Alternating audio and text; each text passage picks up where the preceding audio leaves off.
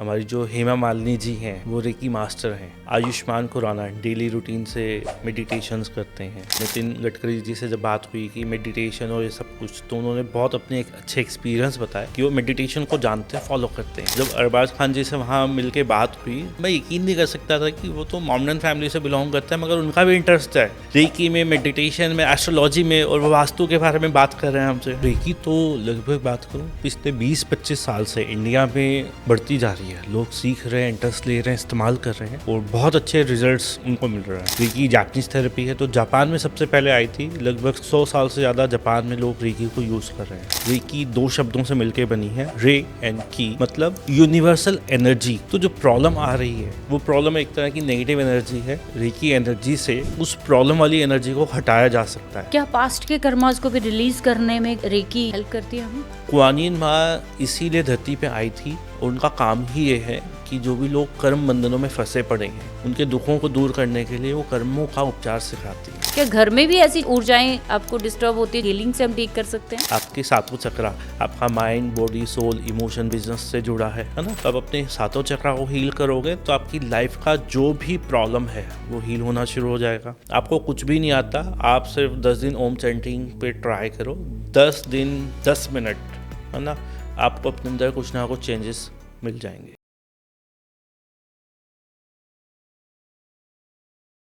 नमस्कार, मैं हूँ एस्ट्रो रजनी। स्वागत है आपका हमारे यूट्यूब चैनल सेजिस एस्ट्रो पर।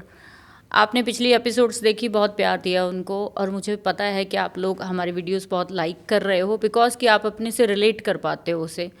इसी को आगे बढ़ाते हुए आज की जो गेस्ट को मैं लेकर आई हूँ आप लोगों के लिए, वो बहुत ही ज़्यादा मेरे क्लोज़ रहे हैं और इनके साथ मेरा रिलेशन काफ़ी साल पुराना रहा है और बहुत टाइम से सोच रही थी इनके साथ बैठकर कुछ दिल की बातें करूं। हमारे साथ आज जुड़ने जा रहे हैं reiki grand master, angel therapist और 65 से भी ज़्यादा अल्टरनेट थेरेपीज़ पे काम करने वाले, और सोसाइटी के लिए, आम लोगों के लिए कई 100 फ्री वर्कशॉप करने वाले विकास दुग्गल जी। नमस्कार सर।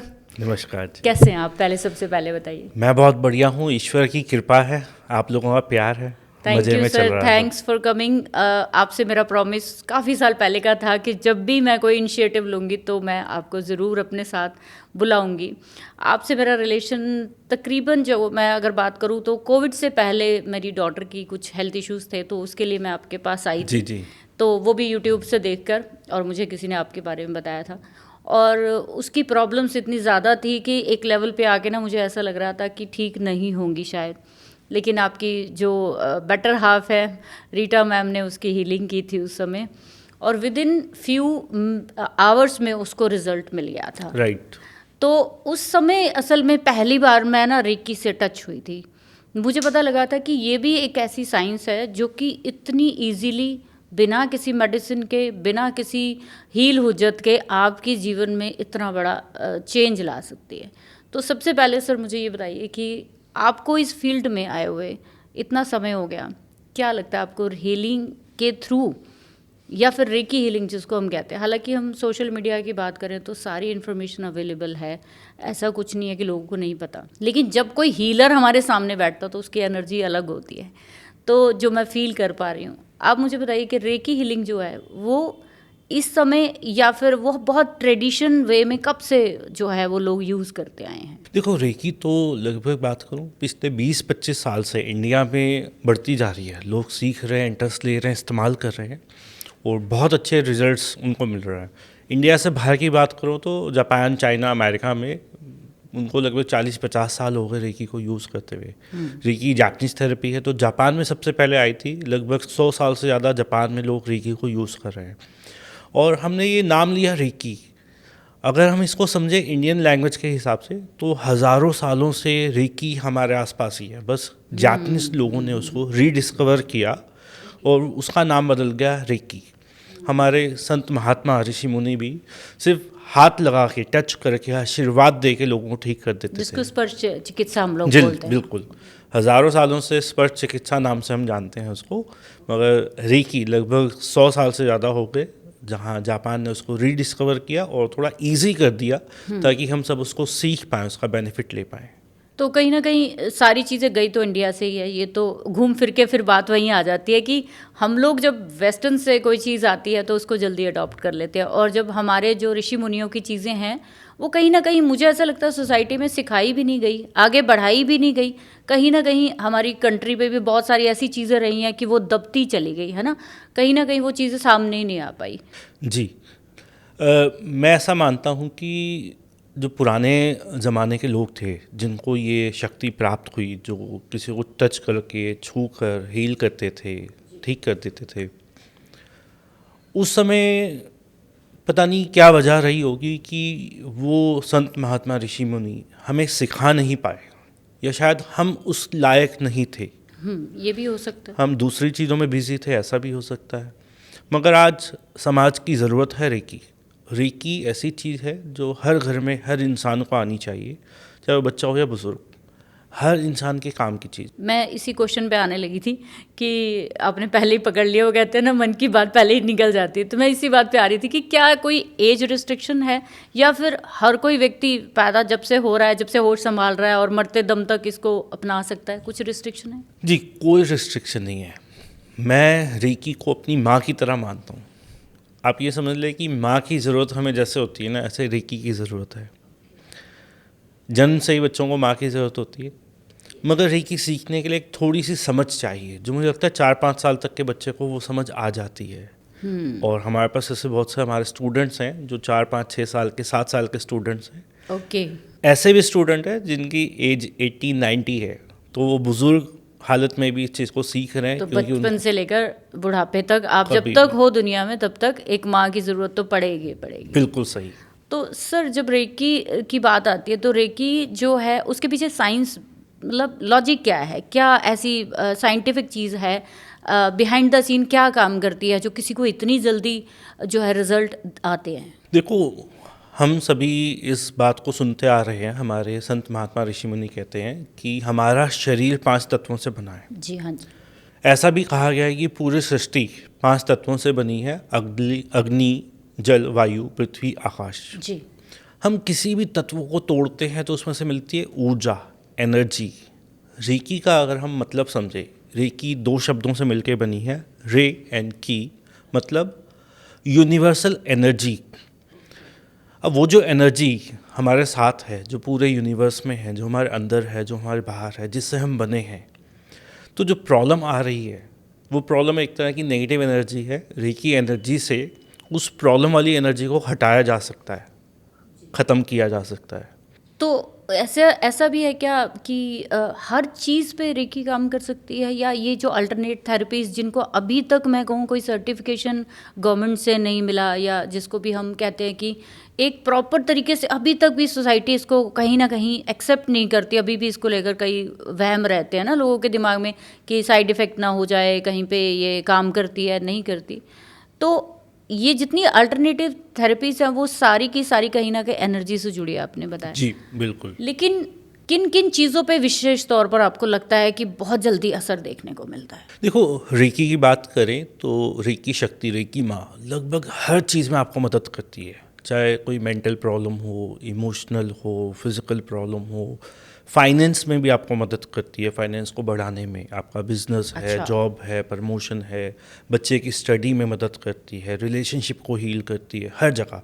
इवन कि जहाँ डॉक्टर्स नहीं पहुँच सकते, अब रिलेशनशिप में डॉक्टर कुछ नहीं कर सकता, बिजनेस में, जॉब में, प्रमोशन में, है ना, तो ये वहाँ सब जगह काम करती है। अब यहाँ रिजल्ट, पहली बात तो है ज़्यादा कैसे मिलता है, जिसको विश्वास है, जो श्रद्धा विश्वास से आया उसको फटाफट रिजल्ट मिलेगा।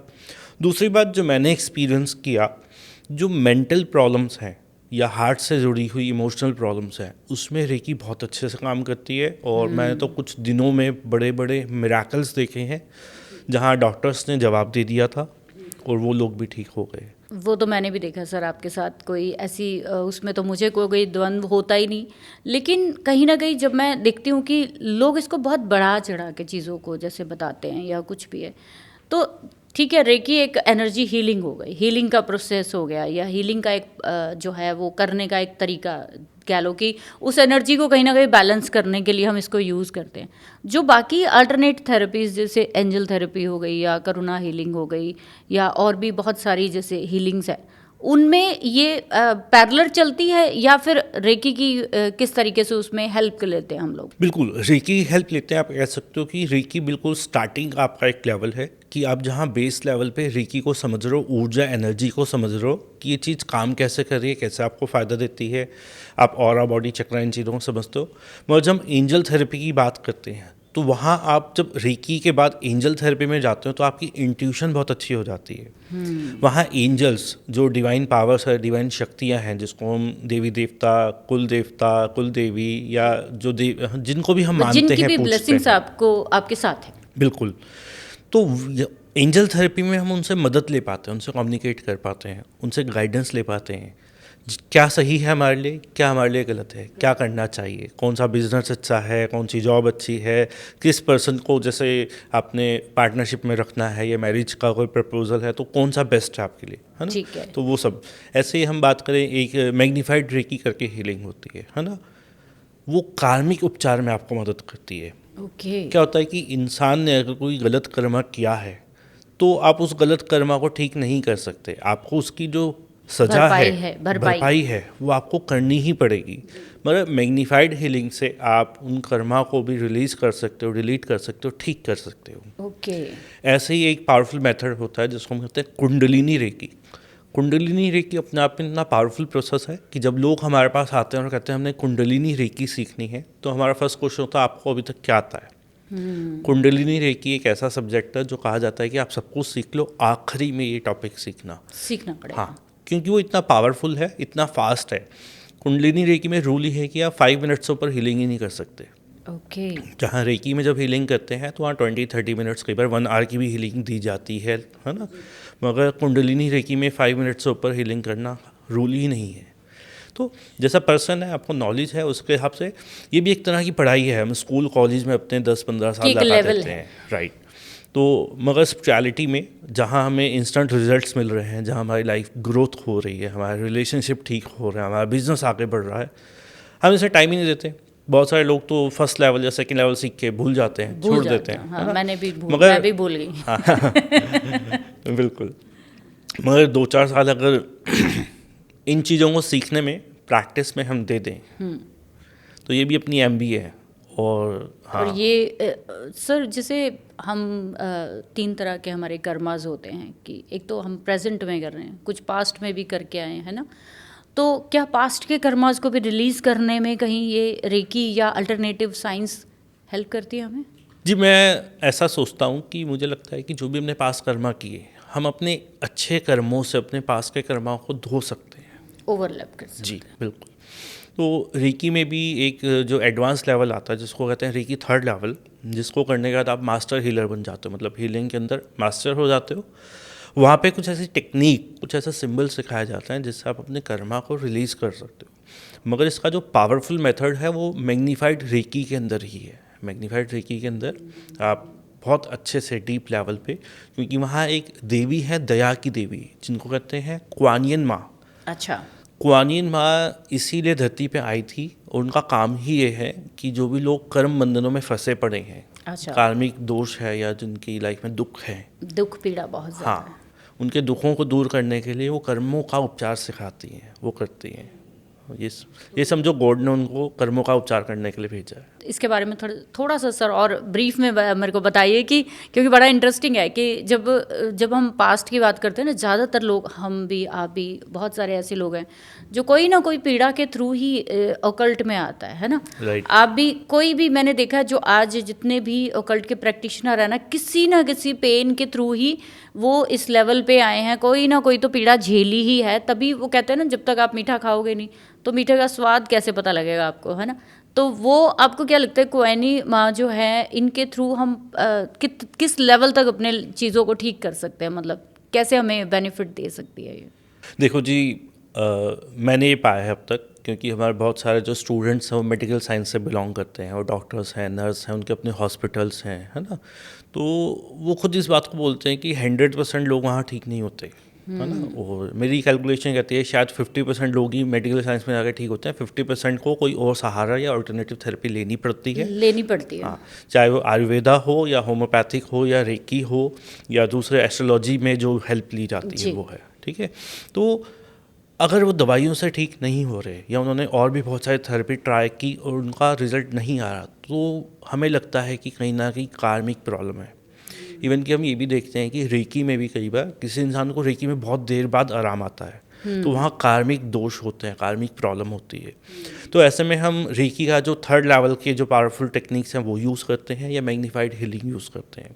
मैग्नीफाइड हीलिंग में जैसे मैंने बताया, कुआनियन माँ जो दया की देवी हैं, है ना, वो जब धरती पे पैदा हुई थी उन्होंने बहुत सेवा की। वो इतनी दयावान थी कि वो किसी को पेन में देखती थी तो वो उस पेन को फील करती थी और उनको था कि यार ये पेन में क्यों है, मैं इसके लिए क्या कर सकती हूँ। तो उन्होंने एक टाइम पे गॉड से प्रार्थना की कि कुछ ऐसा करो कि इनकी पेन ठीक हो जाए या मैं धरती पे ही रह के इनकी सेवा कर पाऊँ। तो कहा जाता है उनका जो नेक्स्ट बर्थ था उसमें उनको ये विश मिली कि वो धरती के लोगों का सेवा कर सकती हैं। और ऐसा कहा जाता है कि कुआनियन माँ कई रूप में कई जगह पे एक साथ रह के लोगों की हेल्प करती हैं। और इंडिया में तो हम लोग बहुत कम जानते हैं कुआनियन माँ के बारे में, मगर जापान में कुआनियन माँ के बहुत मंदिर है, चाइना में बहुत मंदिर है, इंडोनेशिया है, मलेशिया है, तिब्बत कह लो, नीचे कह लो, श्रीलंका कह लो, वहाँ उनके बहुत बड़े बड़े उनके मंदिर हैं, टेम्पल्स हैं, जहाँ पे लोग मैग्नीफाइड हीलिंग को जानते हैं, करते हैं, यूज़ करते हैं। और कुआनियन माँ आती है, मतलब हम यहाँ अगर उनका नाम भी ले रहे हैं ना, तो कहीं ना कहीं उनकी मर्जी है। और भी जस्ट कल ही हमारे कुछ स्टूडेंट्स थे, उनको हमने मैग्नीफाइड हीलिंग सिखाई और इतना पावरफुल रिजल्ट था। वो उसका जो अट्यूनमेंट था, वो जो हमने प्रैक्टिस की, कुछ मिनट का वो मेडिटेशन प्रैक्टिस होता है ना, उसी में उनको था कि यार जो चीज़ मुझे आज तक नहीं दिखी इतने सालों में, वो उस मेडिटेशन के दौरान उनको एक्सपीरियंस हुआ। ठीक है, तो कहीं ना कहीं देवी कृपा इसको कहेंगे। जैसे हम अपने यहाँ पे इंडिया में, अपने भारत में हम माँ दुर्गा को बहुत ज़्यादा मानते हैं ना, कि उसके सब रूपों को हम माँ के रूप में लेते हैं। ऐसे ये भी एक तरह की हमारी देवी हैं जिनकी हम हीलिंग में हेल्प लेते हैं।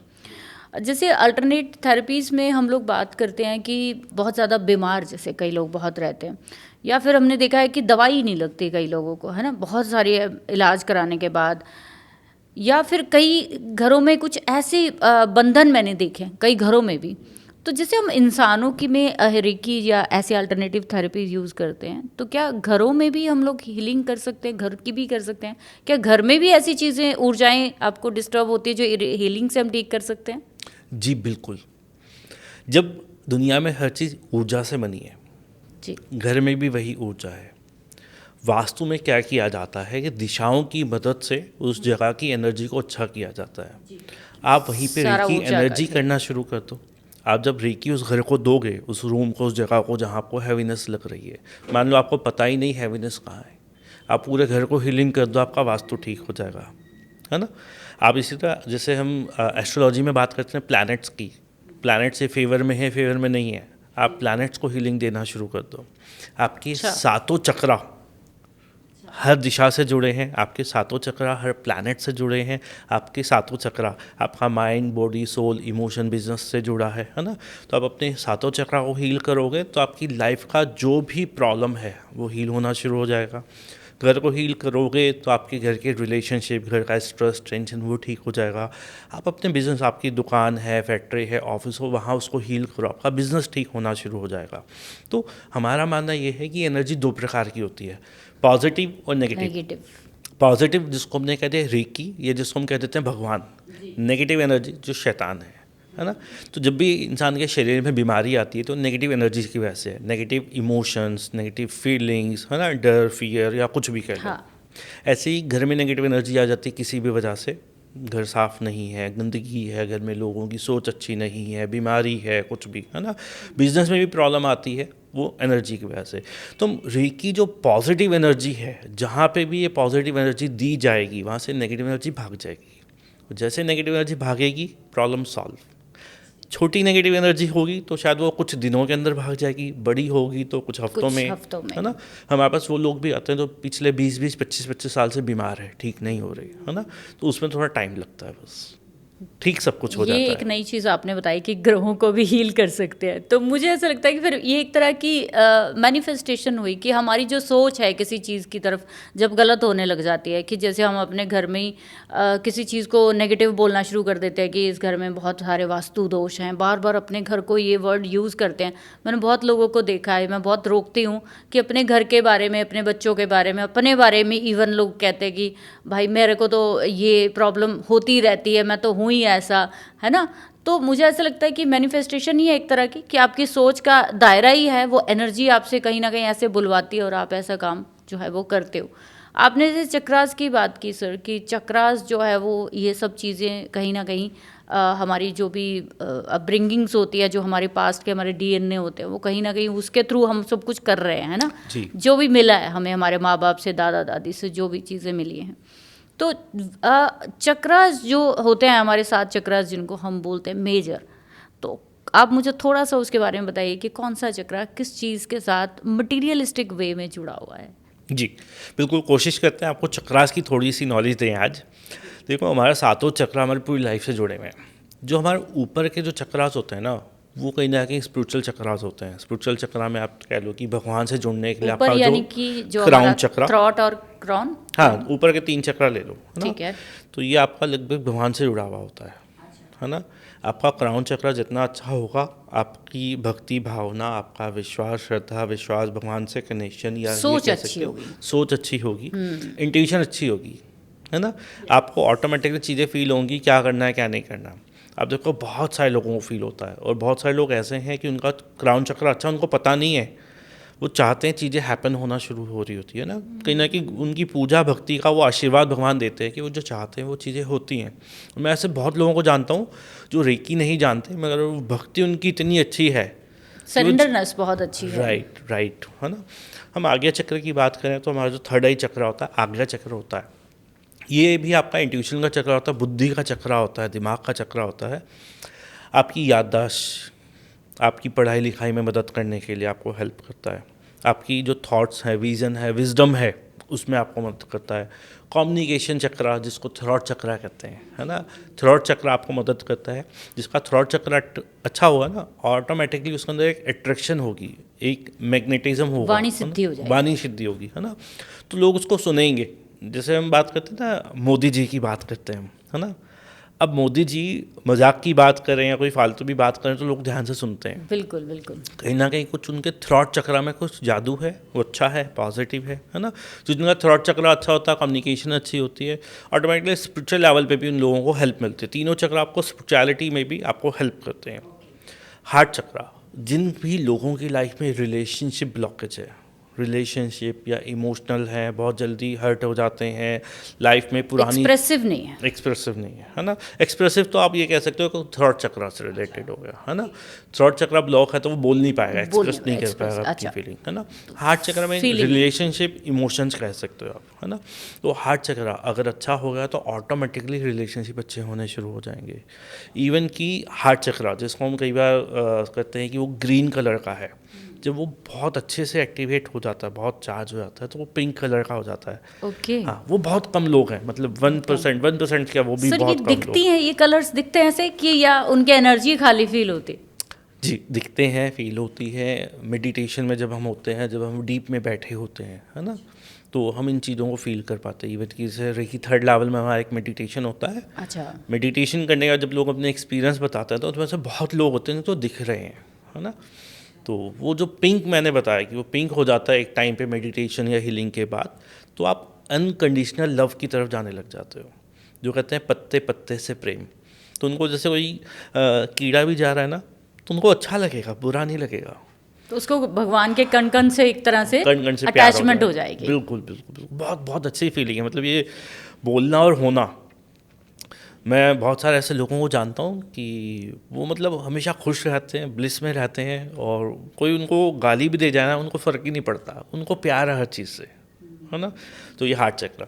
लेकिन नीचे के तीनों जो हमारा चक्र होता है, मेटलिस्टिक वर्ल्ड से बिलोंग करते हैं, Okay. है ना। जिसमें आप कह सकते हो कि आपका मणिपुर चक्र, जो सोलर प्लेक्सस है, वो आपका कॉन्फिडेंस के लिए काम आता है। जो भी आपने कुछ Okay. करना है, विल, हम बहुत बार प्लान करते हैं कि हम डेली योगा करेंगे, मेडिटेशन करेंगे, वॉक करेंगे, डाइटिंग करेंगे, या हम अपना गोल लिखते हैं, सेट करते हैं। हाँ, हम न्यू ईयर रेजोल्यूशन लिखते हैं, मगर एक हफ्ते में टाइम फुस, है ना। तो आपका ये चक्रा कमज़ोर है, इस वजह से ऐसा होता है। आपका जैसे ही एक्टिवेट होगा ना, तो आप जो बोलोगे, वो जो करोगे। सोचोगे, वो करोगे और वो होगा भी, है ना। फिर आपके नीचे के चक्रा बाकी आपकी फिजिकल बॉडी और सब चीज़ों से बिलोंग करते हैं। रूट चक्रा, बेस चक्रा कहते हैं, है ना। रूट चक्रा बहुत आपको कहते हैं मूलाधार। आपका बेस जितना स्ट्रांग होगा उतनी मजबूत बिल्डिंग बनेगी, है ना। तो मूलाधार चक्रा आपका मनी, पैसा, दौलत, शोहरत, नेम, फेम, ये तीनों चक्रा उससे रिलेट करते हैं। तो ऊपर के चक्रा स्पिरिचुअल चक्रा हो गया, ये रिलेशनशिप होगा, नीचे का मेटलिस्टिक वर्ल्ड में हो गया। और ये सातों चक्रा आपके अलाइन होने चाहिए। मतलब ऐसा नहीं है, बहुत से लोग मुझे कहते हैं कि सर मुझे मनी चाहिए बहुत, तो मैं इस चक्र पे काम करूं, या मेरा रिलेशनशिप है तो इस चक्र हाँ, पे। इसी नहीं, बात पे मैं आ रही थी कि सातों चक्रास को तो एक साथ करना बहुत मुश्किल है। कई लोगों के कौन सा चक्रा ब्लॉक है वो सिर्फ इन इंडिकेशन से जान सकते हैं कि कॉन्फिडेंस नहीं है तो ये वाला ब्लॉक होगा, लेकिन स्टार्ट कहाँ से करें? कहीं ना कहीं तो स्टार्ट होना चाहिए ना, सीधा हम स्पिरिचुअलिटी में भी नहीं जा सकते। तो बेस जो है वो तो मूलाधार हुआ। तो मूलाधार के लिए क्या किया जाए कि ताकि आप पहले तो टिकना तो सीखें जीवन में? जी बिल्कुल। देखो, हमारा हमेशा टीचिंग में यही रहता है कि हम सातों चक्र पे एक साथ काम करें, और कोई बहुत मुश्किल काम नहीं है। बहुत सिंपल मेडिटेशन, नॉर्मल भी आप मेडिटेशन करते हो तो कहीं ना कहीं उससे पॉजिटिव एनर्जीज आती है। ठीक है। रेकी में फर्स्ट लेवल से हम चक्रास को क्लीन करना, चार्ज करना, हील करना सिखा देते हैं, है ना। सेकेंड लेवल में थोड़ा उसको एडवांस लेवल में सिखाते हैं, और थर्ड लेवल में और डिटेल में जाकर समझाते हैं कि सातों चक्राओं को आप कैसे बैलेंस पावरफुल कर पाए, कर सकते हैं। हाँ।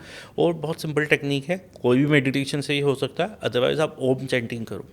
ओम चैंटिंग, ओम की जो वाइब्रेशन है हर चक्रा पे इफेक्ट करती है। ओके। ओम चैंटिंग, मेरे पास वर्ड्स नहीं है कि आपको कुछ भी नहीं आता, आप सिर्फ 10 दिन ओम चैंटिंग पे ट्राई करो। 10 दिन 10 मिनट, है ना, आपको अपने अंदर कुछ ना कुछ चेंजेस मिल जाएंगे, पता लग जाएंगे। पता तो लग ये तो एक मास्टर रेमेडी हो गई ओम चैंटिंग, जो जर्नल लोग इसको बहुत नॉर्मल लेते हैं, लेकिन एक जगह पर बैठकर जो अगर करें तो सातों चक्रा पे वो काम कर सकते हैं। भगवान की कृपा से बहुत बड़े बड़े लोगों से मिलना, बातचीत करना होता है, और जब उनसे बात होती है तो मैं खुद शॉक रह जाता हूँ कि ये लोग मेडिटेशन करते हैं। वो सभी लोग किसी ना किसी रूप से योगा, मेडिटेशन, ध्यान, चैंटिंग, कुछ ना कुछ वो कर रहे हैं, तभी वो उस लेवल पे हैं, उस लेवल पे टिके पड़े हैं। अगर वो स्पिरिचुअलिटी की उस प्रैक्टिस में ना हो तो शायद वो भी इनबैलेंस रहे, वो भी परेशान रहे, या कुछ ना कुछ उनको भी डिस्टर्ब कर जाए। तो सर आज के टाइम पे ना एक बहुत फेमस वर्ड मैं देखती हूँ सोशल मीडिया पे बहुत ज़्यादा लोग यूज़ करते हैं, स्पिरिचुअलिटी। असल में अगर मैं आपसे पूछूं कि स्पिरिचुअलिटी का असल में मतलब क्या है, कि लोग हर कोई कहता है कि मुझे स्पिरिचुअलिटी में जाना है, मुझे स्पिरिचुअल होना है, असल में मतलब क्या है? आपको क्या लगता है कि जो बताया जा रहा है वो है, या असल में स्पिरिचुअलिटी कुछ और है? देखो, वैसे तो ये क्वेश्चन ऐसा है कि जितने लोगों से पूछोगे सबका अपना जवाब होगा, है ना। मेरा स्पिरिचुअलिटी का मतलब सिर्फ इतना है कि लोगों की मदद करना, लोगों को समाधान पहुंचाना, है ना। जब किसी दूसरे के चेहरे पे खुशी आती है तो मुझे लगता है कि ये स्पिरिचुअलिटी का पहला कदम है, ये शुरुआत है स्पिरिचुअलिटी की। मगर आज की डेट में स्पिरिचुअलिटी ये हो गई कि लोग कहते हैं मैं स्पिरिचुअल हूँ, मगर एक्चुअल में वो मेटेरियलिस्टिक है, वो अपना ब्रांड है, वो अपना, है ना। तो कहते हैं ना, वो एक मछली पूरे तालाब को गंदा कर जाती है, मगर आजकल कुछ और ही हो रहा है। वहाँ एक मछली नहीं है, वहाँ 90 मछली हैं जो तालाब को गंदा करने में लगी हुई हैं, और 10 मछलियाँ हैं जो संभालने में लगी हुई हैं। तो वो जो 90 लोग हैं, मुझे लगता है कि वो स्पिरिचुअल है ना। स्पिरिचुअलिटी का मतलब है कि आपके अंदर एक काइंडनेस होनी चाहिए, एक दया भाव होना चाहिए, एक मदद का भाव आपको होना चाहिए कि मैं किस तरह इसकी मदद कर पाऊँ, किस तरह इसको सही रास्ते पे ले जा पाऊँ, किस तरह इसकी प्रॉब्लम सॉल्व हो पाए, है ना। और अगर वहाँ पे कोई कंडीशंस आ जाती है, नहीं मैं तो इस दिन हेल्प करूँगा, इस तरह से हेल्प करूँगा, या इतनी फ़ीस लेके हेल्प करूँगा, ये मेरा पैटर्न होगा, तो जहाँ रूल्स आ जाते हैं तो वहाँ लॉजिक है। लॉजिक है। और स्पिरिचुअलिटी में कोई लॉजिक का कोई लेना काम देना नहीं है, है ना। स्पिरिचुअलिटी समर्पण है। आप जब समर्पित हो जाते हो और ईश्वरीय काम में, वो ईश्वर का काम कुछ भी हो सकता है, सेवा, सिमरन, सत्संग हो सकता है, वो हीलिंग हो सकता है, मेडिटेशन हो सकता है, किसी को आप भंडारा कर देते हो, किसी का पेट भर देते हो, छबील लगा देते हो, है ना। किसी भी तरह कुछ अच्छा काम कर रहे हैं, मगर दिल से, लॉजिक से नहीं। लॉजिक नहीं। लॉजिक आते ही वो स्पिरिचुअलिटी हिल गई। सर जैसे कि मैं तो जानती हूँ कि आप सेलिब्रिटी हीलर हो कि आपको बेस्ट जो है परफॉर्मेंस का अवार्ड मिले हैं जैसे, और बहुत सारे आपको मिलते रहते हैं, आपके लिए तो आम चीज़ है। लेकिन ऐसे कुछ एक्सपीरियंस की जैसे कि बहुत बड़ी बड़ी सेलिब्रिटीज़ हैं या बहुत बड़े बड़े जो लीडर्स हैं या जितने भी जिनके पीछे हज़ारों लाखों लोगों का क्राउड होता है, तो क्या ऐसे लोगों को भी हीलिंग में हेल्प मिलती है क्या? क्यों करना चाहते हैं या क्यों करते हैं ये लोग इन चीज़ों में? मैंने सुना है कि बहुत सारे ऐसे, उनके नाम तो नहीं मैं लेना चाहती, लेकिन ऐसे लोग हैं, ऐसे मिनिस्टर्स हैं, ऐसे बहुत हाई प्रोफाइल लोग हैं जो 24 घंटे या दिन में एटलीस्ट 2-3 बार उनकी हीलिंग तो होती है। बिल्कुल। मैं अपनी नॉलेज के हिसाब से आपको बताता हूँ कि मेरे हिसाब से जितने भी सेलिब्रिटीज़ हैं या जो लोग अच्छे ओहदे पे हैं वो सब रेकी जानते हैं, या तो उन्होंने सीखी है या वो लेते हैं। वो सब इन थेरेपीज़ का इस्तेमाल करते हैं।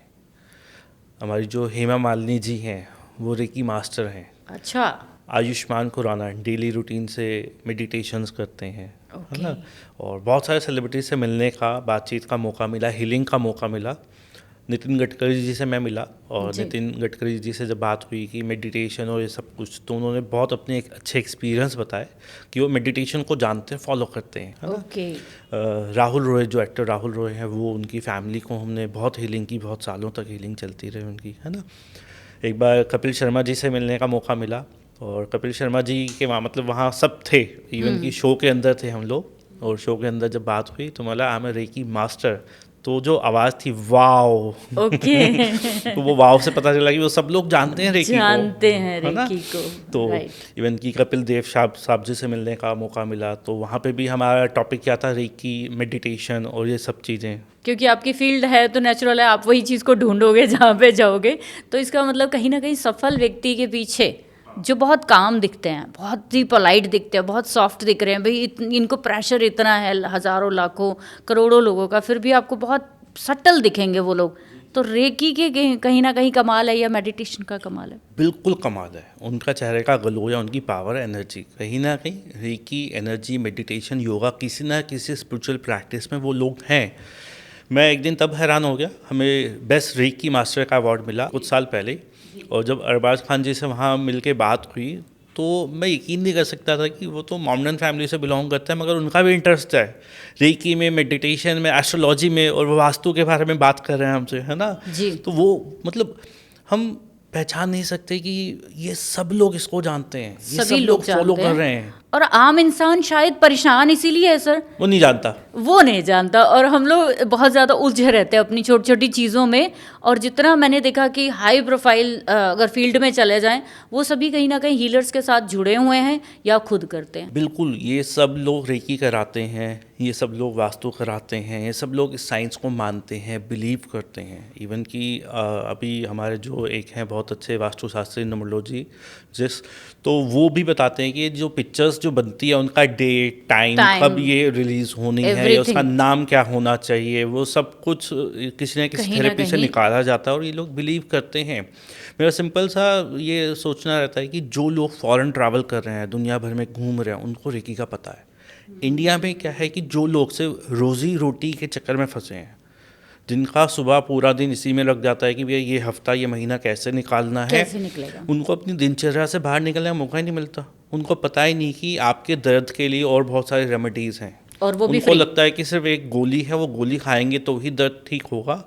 अदरवाइज जिनके पास थोड़ा सा टाइम है वो लोग देख पाते हैं कि एक प्रॉब्लम को ठीक करने के 100 रास्ते हो सकते हैं। तो सर जैसे आम इंसान है, जैसे मान लो कि बहुत सारी तकलीफ़ों से निकल रहा है, आपके पास तो खैर एक्सपीरियंस का भरमार है, इतने सालों से आप 15-20 साल से इसमें हो, जहाँ तक अभी तो मैं आपको 8-10 साल से जानती हूँ। तो आपके पास कोई केसेस आए हैं सर जिसके थ्रू आपको बहुत डिफ़िकल्टी आई हो कि उस पर्सन का कहीं ना कहीं ऑरा क्लीनिंग में या फिर हीलिंग करने में कहीं ना कहीं कोई बहुत ज़्यादा टाइम लगता है किसी को, कुछ ऐसे नेगेटिव कभी जहाँ पे आपको लगे कि नहीं अब नहीं हो सकता इसका, कुछ ऐसा कभी हुआ? देखो, मैं डिफ़िकल्ट केस की बात करूं तो माता रानी की इतनी कृपा है कि आज तक वैसे ऐसा हुआ नहीं है, है ना। मगर कभी कुछ साइकिक केस आते हैं जिसको हम कहते हैं ऊपरी हवा, भूत प्रेत, नेगेटिव एनर्जी, या कुछ इस पर किया गया है, खिलाया गया है ना। ऐसे केसेस में थोड़ा सा होता है कि भैया होगा नहीं होगा, थोड़ा लॉजिक होता है, मगर ईश्वर की कृपा होती है कि वो भी ठीक हो जाते हैं, वो भी ठीक होते हैं। मगर कुछ केसेस ऐसे हैं जो दिल के बहुत करीब हैं, वो आपसे डिस्कस करना चाहूँगा। जी प्लीज़। मेरी लाइफ का शायद पहला केस था जो इतना डिफ़िकल्ट था। तब मुझे समझो कि मैं सीख ही रहा था, शुरुआत की बात है, 2010 से भी पहले की बात है। तो मैं थोड़ा सा बताऊं तो 2010 से पहले मैं इसको सिर्फ सेवा रूप में लेता था, जी। मतलब पार्ट टाइम कि टाइम है जिस दिन तो किसी को मदद कर दी, कोई हम तक पहुंच गया है ना, या किसी को पेन में देखा तो उसको बताया कि आप रेकी सीख लो, रेकी कर लो। हाँ, तो जनरली लोग कहते थे कि क्या है, तो हम ही उनको हीलिंग दे देते थे। तो 2010 में जैसे आज हम यहाँ बैठे हैं, ऐसे ही एक कोई टीवी चैनल वालों से बात हो रही थी, तो उन्होंने बोला कि हम मिलेंगे, आपका इंटरव्यू करेंगे। तो आज भी याद है, 31 दिसंबर की बात है 2009। तो उस दिन उनका प्लान था कि उन्होंने आना है। तभी एक लेडी मेरे पास आई, उन्होंने बोला कि भैया हमने सुना आप रेकी करते हो, रेकी से सब ठीक हो जाता है। वो हमारे मोहल्ले रोहिणी से ही थी। तो लेडी आती, मतलब हाँ हाँ हो जाता है, तो भैया क्या आप मेरे भाई को देखने चलोगे? मैंने देखो आज तो पॉसिबल नहीं है, आज इतना बिजी हूँ मैं। प्लीज मुझे तो जाना कहते है। प्लीज़ आप 5 मिनट के लिए चलो, आपको ले भी जाएंगे छोड़ भी देंगे, आप चलो। और पता नहीं उसने मुझे फोर्स किया और मैं चले गया। मैं गया और मुझे याद है विशाल बच्चा था, और था वो लगभग 27-28 साल का बच्चा था, शादीशुदा था, और वो बेड पे लेटा था। कुछ कह सकते हो आप जैसे बच्चा कोमा में होता है, वो कुछ बोल नहीं रहा, कुछ नहीं कर रहा है ना, थोड़ी आंखें हिल रही है, हाथ वाथ उसको हिला रहे हो तो वो अपने से कुछ खास कर नहीं पा रहा। ठीक है। और जब मैं गया तो मैंने देखा, जब वो मिलवा रहे थे तो उनकी मम्मी रो रही है, बहन रो रही है, वाइफ तो पूछो मत कि वो तो इतना उसका चेहरा इतना मुरझाया हुआ है कि शब्द ही नहीं है। तो मैं वहाँ बैठा, मैंने उसको देखा, मैंने थोड़ा उसका ऑरा चेक किया। मैंने उसको शायद 2 मिनट भी नहीं हुए होंगे, मैंने उसको जस्ट थोड़ा हाथ रख के हीलिंग की और मैंने ईश्वर से प्रार्थना की, ईश्वर प्लीज़ देखो, आप इस बच्चे के लिए कुछ करो। मैं वहाँ से बस थोड़ा सा प्रार्थना करके आया, और मेरा जो काम था मैं बताया था, कुछ शूटिंग चल रही थी, तो मैं वापस आके अपने काम में लग गया। शाम को 5-6 बजे के आसपास की बात है, वो उसकी बहन, उसके परिवार के 2 लोग भागे आए, भैया भैया भैया। मतलब क्या हुआ? अब मैं वहाँ शूटिंग चल रही है, शूटिंग छोड़ के मैं उनसे बात कर रहा हूँ, और मैं जब उनसे बात कर रहा हूँ तो वो कहती मेरा भाई आज कई महीनों बाद बोला। तो मतलब ये क्या हुआ? तो मतलब क्या बोला? हम लोग भी सोचते हैं ना कि ये मिरेकल कैसे हुआ। तो वो जहाँ मतलब डॉक्टर्स इतने टाइम से लगे हुए हैं, उन्होंने कोई हॉस्पिटल नहीं छोड़ा, कोई जगह नहीं छोड़ी, सब उन्होंने ट्राई किया। तो मैंने जब पूरी बात पूछी तो कहते मम्मी ने उसको कुछ खिलाना खाने के लिए पूछ रही थी, तो जाते उसको लिक्विड देते थे। तो उसको उस दिन उन्होंने ट्राई किया एक अंगूर ग्रेप देने की, उसको जैसे अंगूर उसको खिलाया तो उसने थोड़ा चबाया और कहता खट्टे खट्टे अंगूर खट्टे, ऐसे बोला वो, है ना। तो जब वो बोला तो वो मतलब बस वो 2 शब्द बोला, उससे उसकी फैमिली में इतनी खुशी थी पूछो मत, और उनका भी विश्वास बहुत ऊपर हो गया। और वो बच्चा साईं बाबा को बहुत मानता था। उससे पहले मैं साईं बाबा को मानता था, पर मेरे इतने खास कनेक्शन नहीं थे। मगर उसके यहाँ फिर मेरा डेली जाना आना शुरू हुआ कि मैं उनको हीलिंग करता था, पास में ही थे वो। तो जब मैं उनको हीलिंग करता था तो एक था कि जब हम बैठते थे तो हम साईं बाबा के भजन मंत्र या कुछ लगा लेते थे, और वो ऐसा लगता था हीलिंग क्या हो रही है, वो सत्संग हो रही है, साईं बाबा आसपास ही कहीं है, और बहुत अच्छी फीलिंग है। और आप बिलीव नहीं करोगे, जिस इंसान को मतलब उन्होंने सब कुछ ट्राई किया और कुछ नहीं हुआ, रेकी से 1 हफ्ते के अंदर ही वो उठ के बैठने लगा, खड़े होने लगा, चलने लगा, बोलने लगा, है ना। सेम मंथ की बात है कि वो मजाक करने लगा। ओह माय गॉड। मैं उसको जाके कहता था ओम साईं राम, तो वो मुझे जवाब में आता था जय Sai Ram. Oh my God. मैं उसको नेक्स्ट डे बोलता था जय साईं राम, तो कहता था ओम साईं राम। वो कभी मेरा जबरदस्ती हाथ पकड़ ले, कभी मेरा कुछ सामान अपने पास छुपा ले, है ना। जो बच्चा अभी शायद कुछ दिन पहले जी कुछ भी ऐसी एक्शन नहीं कर रहा। तो सर यहाँ पे जैसे मैंने सुना है कि अभी आप लोग तो खैर बहुत सारी फ्री वर्कशॉप्स करते रहते हो, जैसे आपकी अभी भी 26 जनवरी को मैजिकल हीलिंग वर्कशॉप मैंने सुनी है, और कोशिश करूँगी मैं भी अटेंड करूँ, ठीक है। लेकिन हम अपने अपने शेड्यूल में, वही बात है, इतना फंसे होते हैं। लेकिन मैंने एज ए जो भी 2 लेवल आपसे सीखे हैं वो अभी तक भी मैंने यूज़ करती हूँ, उसी के थ्रू मैं यहाँ तक पहुँची हूँ, ठीक ठाक हूँ। तो एक चीज़ मैंने देखी है कि मैंने एक और चीज़ सुनी है कि हीलिंग करने वाले लोग बीमार हो जाते हैं बहुत, ऐसा क्यों नेगेटिव अटैक आता है उनके ऊपर? ऐसी क्या रीज़न है कि ऐसे लोग दूसरों का करते करते खुद बहुत बीमार हो गए? मैंने जैसे एक एक्सपीरियंस अपने स्टूडेंट से सुना था, एस्ट्रोलॉजी के स्टूडेंट थे, उन्होंने बोला कि हीलिंग वो बहुत सालों से कर रहे थे, लेकिन एक बार उन्होंने किसी स्किन एलर्जी थी उसको बहुत ज़्यादा, तो उसकी हीलिंग की, उसके बाद वो पर्सन तो ठीक हो गया, उसको सोराइसिस हो गया और वो लाइलाज हुआ। मतलब उसके साथ उसकी बहुत ज़्यादा ऐसे दिक्कत है। ऐसे क्यों? बहुत सही सवाल पूछा और काम का हो, ये बात हर इंसान तक पहुंचनी चाहिए। बिल्कुल मैं खुद देखता हूँ कि सिर्फ दिल्ली के अंदर जी, मुझे लगता है लाखों लोग रेकी जानते हैं, राइट, जानते होंगे, कोई बड़ी मगर बात नहीं उसमें है। से मुझे लगता है शायद 80-90% लोग ऐसे हैं जो प्रैक्टिस में है ही नहीं। इसी बात की वजह से क्योंकि उनके मन में ये डर है या ये वहम है या ये कंफ्यूजन है। जी आज उस कंफ्यूजन को दूर करने की कोशिश करते हैं। जी देखा गया है कि मैक्सिमम लोग जब रेकी सिखा रहे होते हैं तो वो या तो स्टूडेंट को सिखाते नहीं हैं, सिखाना भूल जाते हैं, या कई बार स्टूडेंट भूल जाता है। क्या भूल जाता है? अपनी प्रोटेक्शन बनाना, जो बहुत ज़रूरी है। आपने हीलिंग की अपनी प्रोटेक्शन नहीं बनाई तो हो सकता है वहाँ की नेगेटिव एनर्जी आपको डिस्टर्ब करे। रेकी के अंदर हम लोग स्ट्रिक्टली लोगों से कहते हैं कि क्रिस्टल पहनना बहुत ज़रूरी है। क्रिस्टल में भी जैसे आप देखो, ये एमेथिस्ट का क्रिस्टल है प्रोटेक्शन के लिए। ज़्यादातर पहना होता है हीलर्स ने, ज़्यादातर। अब मैं बहुत सारे मास्टर्स को मिलता हूँ, बात करता हूँ, तो जब मेरे पास आते हैं सवाल लेके, मैं कहता हूँ क्रिस्टल कहाँ है आपका? आप हीलिंग कैसे कर सकते हो बिना प्रोटेक्शन के? तो क्रिस्टल आपको प्रोटेक्ट करता है। प्रोटेक्शन शील्ड हम सिखाते हैं कोर्स में। ये टॉपिक होता है कम से कम हर दिन, हर 2 घंटे बाद इस टॉपिक को रिपीट किया जाता है कि प्रोटेक्शन कब बनानी है, कहाँ बनानी है, कैसे बनानी है, कितनी बार बनानी है, कितनी बार बनानी है। ठीक है। इवन कि इसके अलावा जो मोस्ट इंपॉर्टेंट होता है वो होता है कॉर्ड कटिंग। यस, इसी बात पे मैं आ रही थी कि शायद वो उसके पीछे भी यही कारण, जैसे मैंने आपसे जब सीखा था तो आपने बोला कि भाई आप चीज़ें कर रहे हो, चाहे यूनिवर्स से ही कनेक्ट हो रहे हो, बट कॉर्ड कट तो करना बहुत ज़रूरी है। रेकी एनर्जी आपको यूनिवर्स से मिल रही है, जा आपके थ्रू रही है जी, है ना जी। अब लोगों ने या तो वो कॉर्ड कटिंग सीखा नहीं या सीख के भूल गए। ओके। अगर आप कॉर्ड कटिंग नहीं करोगे तो जैसे मान लो जिस पाइप से आप पॉजिटिव एनर्जी दे रहे हो, एक बच्चे को जैसे माँ के पेट से वो चीज़ जाती है ना, उसी बच्चे को माँ के पेट से जो भी माँ खा रही है वो जा रहा है। यस, न्यूट्रिशंस भी जा रहे हैं। अगर वो गलत भावनाएं भी जा रही है, अगर कोई माँ उस टाइम पे अल्कोहल ले रही है या सिगरेट पी रही है तो उसका असर भी जा रहा है ना। तो जिस कॉर्ड से जिस तरह से पॉजिटिव एनर्जी जा सकती है, सामने वाले इंसान में नेगेटिव एनर्जी है तो वहाँ से नेगेटिव एनर्जी आ भी सकती है। तो काम करने का उस पाइप को, उस रास्ते को बंद करना, उस कॉर्ड को कट करना बहुत ज़रूरी है। तो बहुत सिंपल है।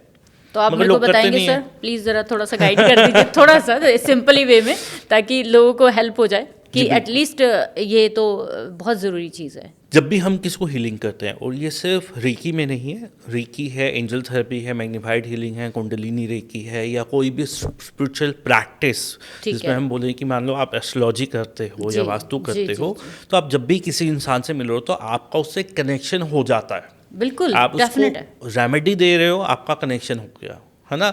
आप वो अपना दुख आपको सुना रहा है, कनेक्शन हो गया होता है। देखो, एक क्लाइंट आपसे मिल के गया, आपके सामने मान लो 15 मिनट रोक के गया, इसकी क्या गारंटी है घर जाके आपको याद नहीं करेगा? नहीं, डेफिनेट है, हमारा बहुत कनेक्शन हो जाता है। और मैं तो बहुत देर तक उन लोगों के बारे में सोचती रह जाती हूँ कि ये हुआ क्या इनके साथ, ऐसे नहीं होना। तो ये समझ लो कि या तो उन लोगों ने कुंडा फंसा लिया आपकी तरफ या आपने कुंडा फंसा लिया उनकी तरफ। ये सच है, क्योंकि कंसल्टेशन के बाद भी सर वो मुझसे यही बात करते रहते हैं। जैसे वो मैं सोचती हूँ कि भाई इन्होंने 6 महीने पहले लिया था या साल पहले, अब ये अभी भी मेरे को क्यों याद किए हुए? तो वही आपके वाली है कि कुंडा तो कहीं फंसा ही हुआ है। वो कुंडा फंस जाता है, उस कुंडे को हटाना बहुत ज़रूरी है। हर थेरेपी में अलग अलग तरह से कुंडा हटाया जाता है। सिंपल वे में हम लोग क्या कर सकते हैं? सिंपल वे में रेकी में हम क्या कर सकते हैं, हम हाथों को ना इस तरह से क्रॉस करते हैं, नाभि पे रखते हैं, क्योंकि ये कॉर्ड नाभि से कनेक्ट होती है। अच्छा, यहाँ पे हाँ जी, इसको 3 बार करते हैं, कट कट कट, ओके, है ना।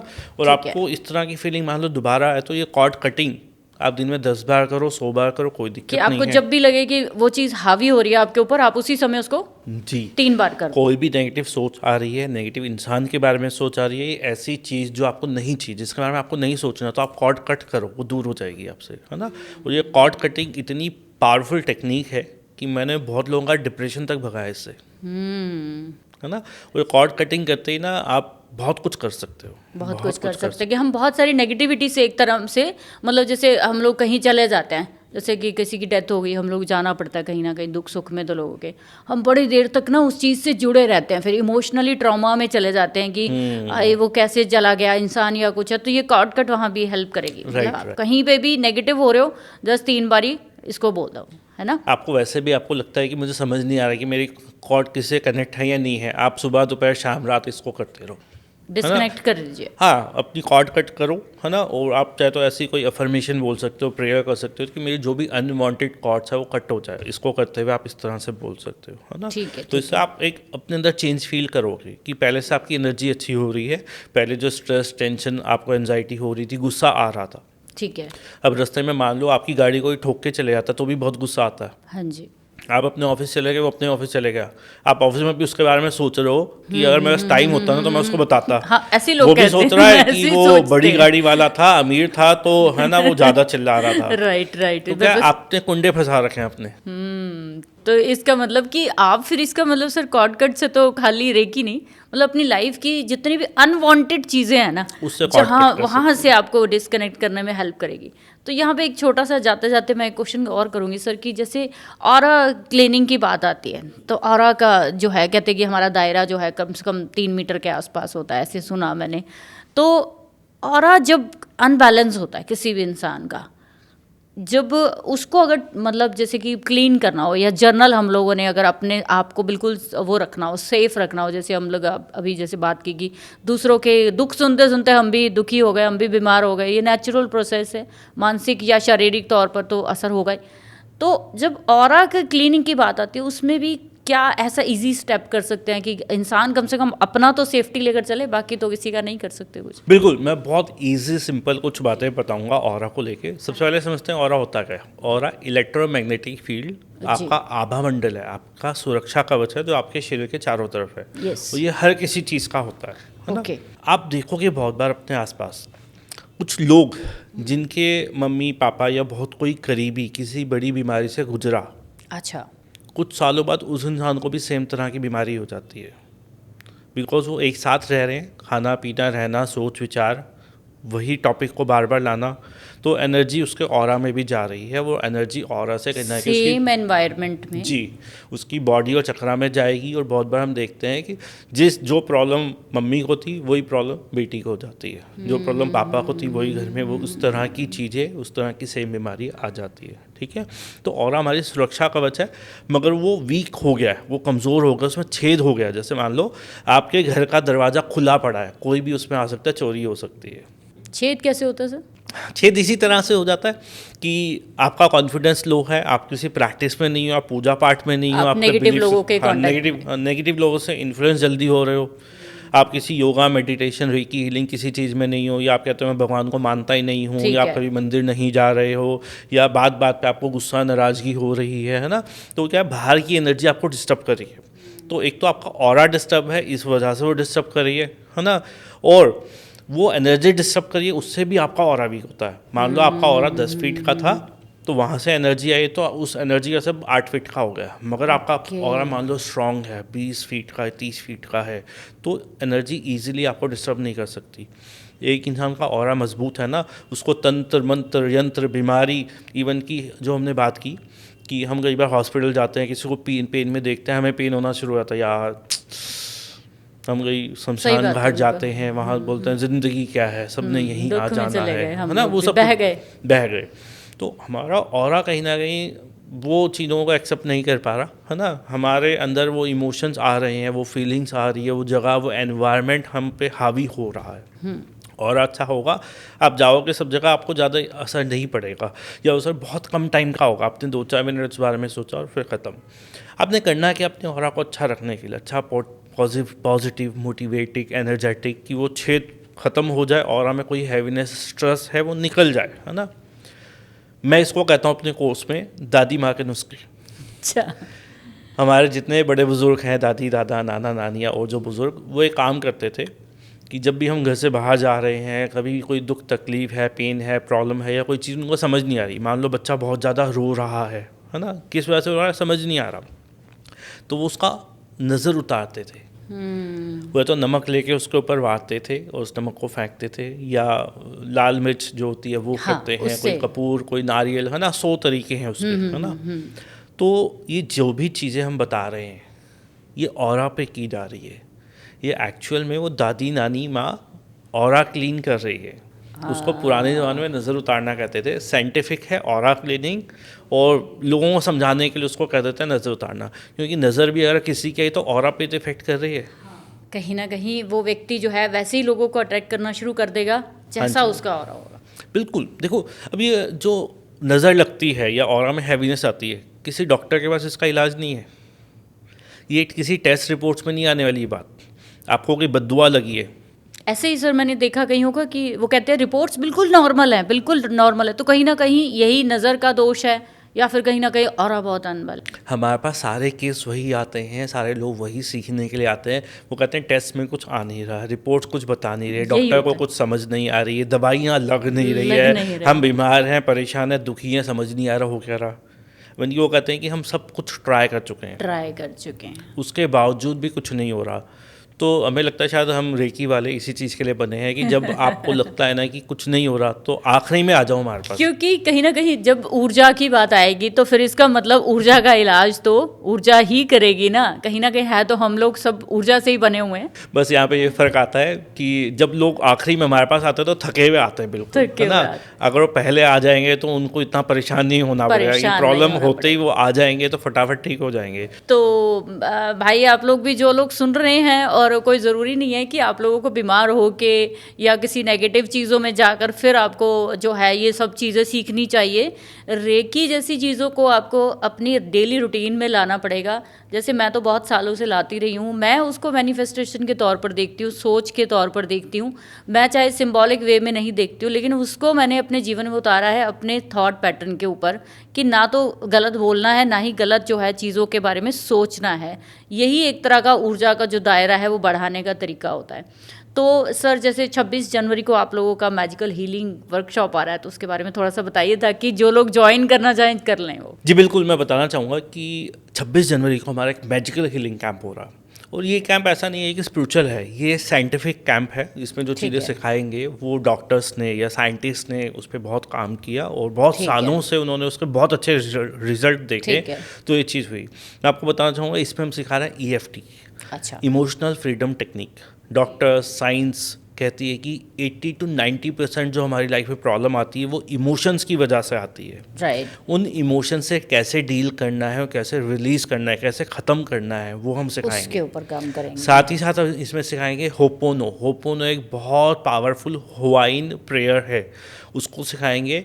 और अभी तक जो हमने इसमें सिखाई है, हमारे कैंप्स होते रहते हैं, इस बार इसको एडवांस लेवल तक ले जाने की कोशिश कर रहे हैं। तो 26 जनवरी को ये जो कैंप होगा इसमें दोनों ही चीज़ें सिखाएंगे। और इसकी खास बात ये है, आप ये मैजिकल हीलिंग 2-4 घंटों में सीख सकते हो और 5 मिनट में इसको प्रैक्टिस कर सकते हो। ओके, वेरी 5 मिनट में आपको इसका रिजल्ट आना शुरू हो जाएगा। ओके। और आपकी कोई भी प्रॉब्लम है ना, आप 5 मिनट 10 दिन तक करो, 50 मिनट हुए, 50 मिनट में रिजल्ट। कमिंग शिवरात्रि भी हम ऐसा कैंप ला के ले रहे हैं आपके लिए, जिस कैंप में आपको सिखाएंगे कि आज की जो सबसे बड़ी समस्या होती है रिलेशनशिप। आपका रिलेशनशिप आपकी वाइफ से हो सकता है, बच्चों से हो सकता है, माँ बाप से हो सकता है, ऑफिस में हो सकता है, कहीं पे भी, उसको कैसे ठीक किया जा सकता है। इसमें एक पावरफुल अटैचमेंट भी होगा जिसकी मदद से आपका रिलेशनशिप ठीक होगा। रिलेशनशिप से जुड़ी हुई बहुत खास आपको बातें बताई जाएंगी जिससे आप अपने सारे रिलेशनशिप बहुत आसानी से ठीक कर लें। इसी तरह हर दिन त्यौहार में हम लोगों की मदद करने के लिए कोई ना कोई कैंप लेके आते रहते हैं, क्योंकि हर इंसान नहीं इतना प्रॉस्पर है कि वो कोई फीस दे पाए या कुछ कर पाए। तो आध्यात्मिक विकास मिशन हमारी ऑर्गेनाइजेशन चाहती है कि हर इंसान आध्यात्म से जुड़े, हर इंसान की प्रॉब्लम का समाधान हो। इसके लिए आप किसी भी कैंप में आकर जुड़ें, एक बार सेवा का मौका दें, आपकी ज़िंदगी ज़रूर बदलेगी। धन्यवाद। चलो, thank you sir, thank you very much. आपका मैं जितना तहे दिल से शुक्रिया अदा करूं उतना कम है। और इन चीज़ों के बारे में लोग जो है काफ़ी मिथ सी तो हमने आज बताने की कोशिश की है। तो आप सभी से मेरी रिक्वेस्ट है कि सर का जो नंबर है वो डिस्क्रिप्शन में मैं दे दूंगी। आप लोग जो भी इस मैजिकल हीलिंग वर्कशॉप को ज्वाइन करना चाहते हैं वो करिए और अपने जीवन को बेहतर बनाइए, और हमारे ऐसे ही नॉलेजेबल वीडियोज़ के लिए जुड़े रहिए। Thank you very much.